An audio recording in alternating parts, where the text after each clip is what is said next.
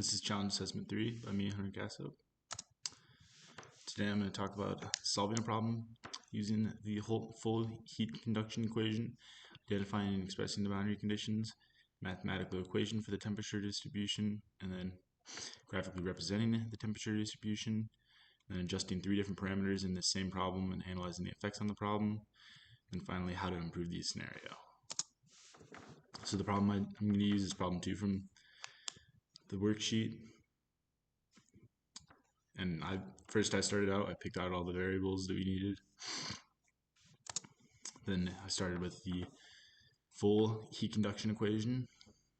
And to simplify it, from the problem, I saw that it was steady state. So this whole left side right here is going to cancel out. We're going to get K into Q triple prime over on this left side, and it's going to be negative.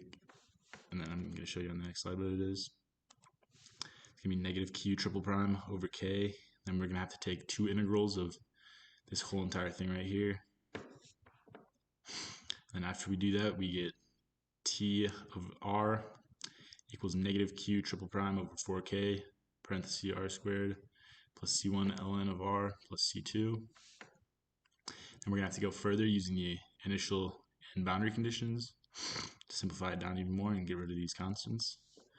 And then since there's no time component, there's going to be no initial conditions. The first boundary condition I used was convection, and the second one was symmetry. Using the second boundary condition, dt over dr, r equals 0 at 0.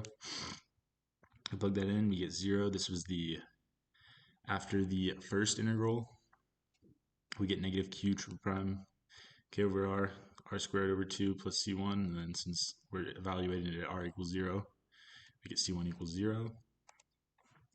So then go into the next boundary condition, first one. We use convection. This is the equation right here for it.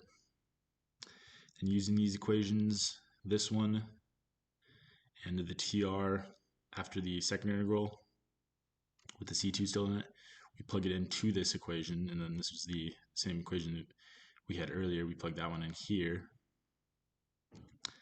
And then we're going to get this whole thing out right here. And then to simplify that down, I use the software and I got C2 equals that. And then I plugged the C2 back into T of R.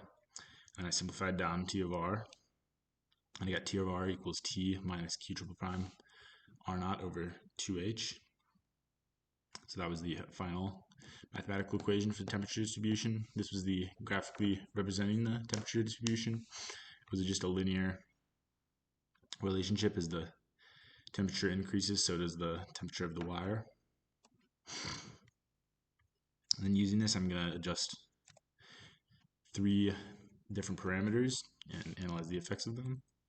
The first one I changed was the H, and as the H decreased, the temperature in the wire was a little bit cooler, and as it increased, it gets a little hotter, as you can see from these numbers. And then I changed the R, and as you increase the radius, the temperature in the wire is a little bit cooler. It doesn't heat up as quick, and if you decrease it, it gets hotter quicker.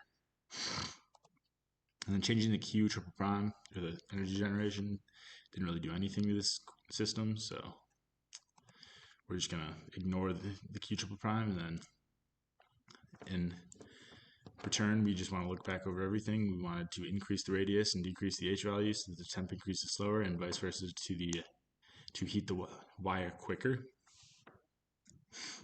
And that's it. Thank you.